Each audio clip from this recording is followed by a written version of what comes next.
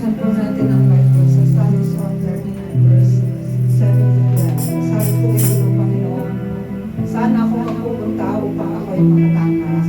Sa iyong bang Espiritu, ako ay makakaiwas. Kung langit ang puntahan ko, tiyak na naroon ka sa daigdig ng mga patay, humihintay man ako, ikaw din ang kasama. Kung ako ay makalipad, umiwas na ba sila o kaya ang tirahan ko ay ang bulungan ng kanluran. Tiyak ikaw ay naroon upang ako ay pangunahan. Matatagpo kita roon upang ako ay tulungan. Kung ang aking pagtaguan ay ang dahilan posibleng, patilimig parang gabi ang liwanag sa paligid. Maging itong kadiliman sa iyo ay hindi dilim. At sa iyong gabi ay parang araw na magdilim at maliwanag. Sa iyo ay parang dilim. Purihin ko ang salita ng Panginoon. Dakilang makapangyarihan sa lahat, maraming po salamat Panginoon.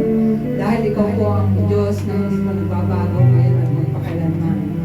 Ang Diyos ni Abraham, ni Isaac at ni Jacob.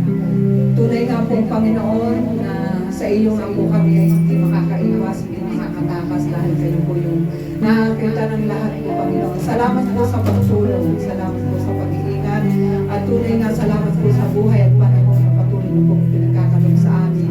Upang kayo po ay patuloy na purihin, itaas at dakilain sa gabi nito po Panginoon. Patuloy po namin itinataas ang gawain ng po Panginoon. Tunay nga po na banal ng Espiritu at tunay na sumama, tunay po na magkaloob ng karunungan sa bawat isa po Panginoon. At tunay na maglinis po sa bawat isa ng papakumbaba po kami Panginoon.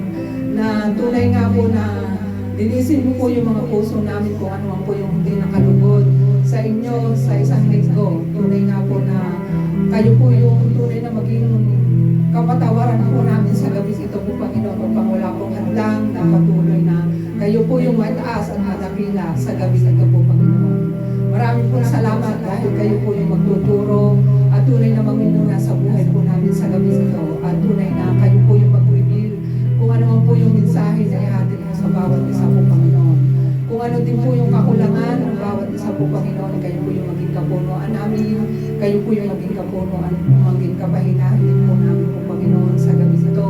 At tunay na yung maghahandog po ng awitin din po Panginoon, yung mga ihahandog din po Panginoon ay tunay na maging mabagong sapin sa iyo Panginoon.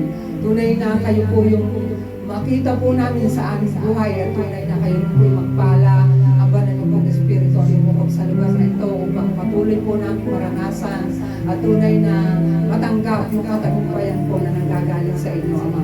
Sa iyo po namin pinagkakatiwala ang lahat ng ito na may pananampalataya, pagmamahal,